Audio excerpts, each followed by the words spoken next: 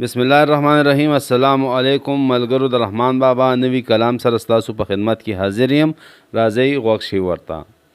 چې مدام د بل و عیبو ته نظر کړي، خدای د خپل عیب ولې بې خبر کړي.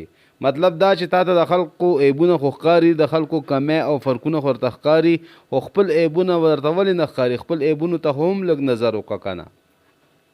که یوه جودانه عیب ویني په بل کې، هغه یو جودانه عیب به یې لوی غر کړي.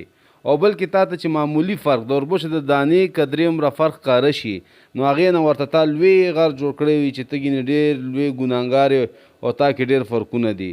خو بل اړخ ته څه کې ورپسې شعر کې وایي رحمان بابا، که د خپله ګناه لویه لکه غر وي، په هیله هیله به غر د مچ وزر کې.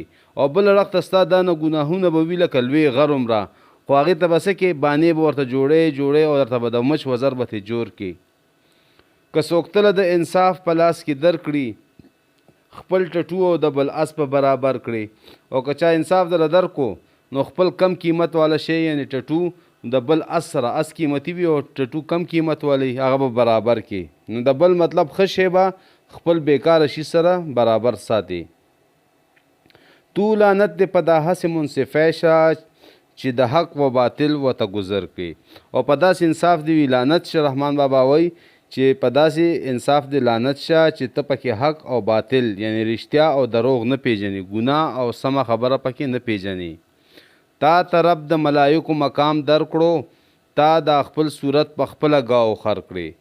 الله پاک خو تا له ډېر اوچت مقام درکړی. ای انسانه د ملایکو نه اوچت مقام درکړی دی، خو ولې ته په خپل عمل باندې تا خپل ځان نه په خپله څاروي جوړ کړي دي. ګاو او خر مطلب دی غوا او خر. که د یو ویښته د ځان د پاسه کوږ شي، ځان هغه ساعت له خدایه مراور کړي. او چې معمولی تکلیف در باندې راشي، نو بیا په اوتو بوتو باندې سر او ځان د الله پاک نه خفه کړی وي.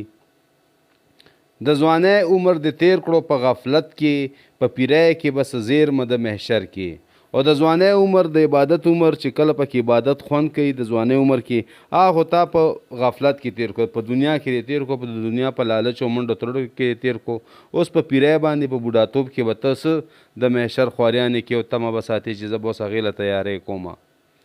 په پیری کې د ځوانۍ چارې نه ښایي، ته په ورځ د عاشورې به څه اختر کړي. او په بوډاتوب باندې بیا د ځوانۍ والا کارونه خوند نه کوي. چارې مطلب کارونه دا خوند نه کوي. عاشورې د محرم په ورځ ستا اختر کولی شي. د هر یو شیز خپل خپل ټیم دی. لکه بیخ د زړې ونې چینجي وخوري، په دا تیر عمر به څه خاخ وسمر کړي. او څنګه چې یو زړه ونه وي او د هغې بیخ چینجو خوړلي او اوچه شوي وي، نو هغه بیا دوباره میوې او نوې پاڼې او خاخونه نه نیسي. نو دغه په بوډاتوب کې هم بیا ته زاړه کارونه نشي کولی چې کوم په ځوانۍ کې دی شي. دغه باغ به د خلاص نشي له خزانه، که چاپیر ورځینې صد د سکندر کړي.